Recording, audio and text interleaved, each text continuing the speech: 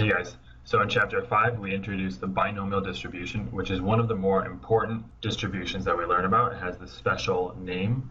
When we see a variable take a distribution, often we give it a name, a special name. So the binomial distribution is the first of those specially named distributions. A quick review of what you should have read in the textbook. There's 4 things that must hold true for something to be a binomial distribution. It must be a fixed number of trials. Each trial there's only 2 outcomes, which we say success or failure. There's a probability of success that's constant for each trial. Failure is 1 minus p, so 2 outcomes per trial. And then each trial is independent of the others, meaning that one trial, whether it succeeds or fails, does not affect the success or the failure of the next trial.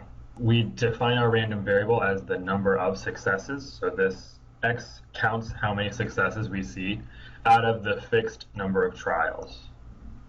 This is just some notation that we'll use. X, my random variable, follows a binomial distribution. B stands for binomial. And then I say how many total fixed trials there are and then what the probability of success is. We'll just go through a few quick examples. Flip a fair coin 5 times. Heads is determined as a success. Each trial is independent of the others. So this hits all 4 of those things to be a binomial experiment. Fixed number of trials, we're flipping the coin 5 times. Each trial has 2 outcomes, head or tail. There's a fixed probability. The probability of a head is 50%. And each trial is independent of the other. I'm going to fill this in. There we go.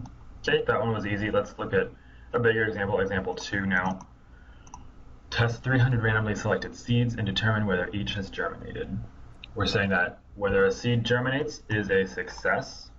So here we have 2 outcomes per trial, germinate or not germinate. There are a fixed number of trials. We're taking 300 seeds and we'll look at each seed, whether it germinates or not germinates. There's an 80% chance that the seed will germinate.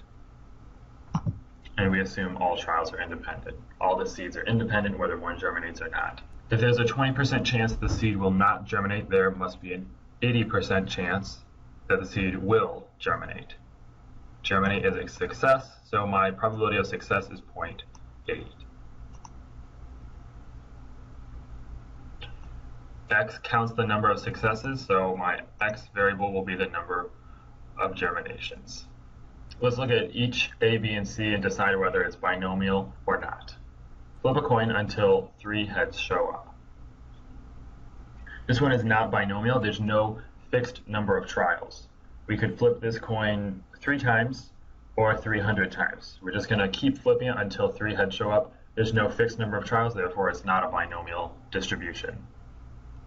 Go ahead and read through B. This one is binomial. So we have a fixed number of trials. We chose a family of 3 children, so our sample size or our number of trials is 3 children.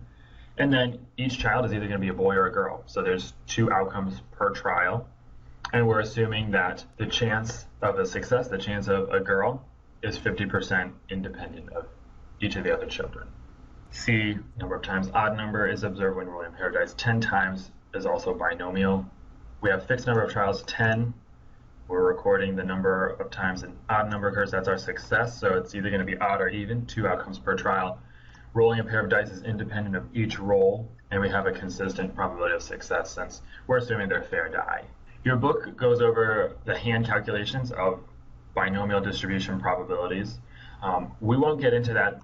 This is our formula to calculate binomial distribution probabilities. It's kind of ugly, and luckily because this is an applied business statistics course, we're not going to do very much by hand. I'm going to teach you how to do this formula in Excel very quickly. So it's pretty simple.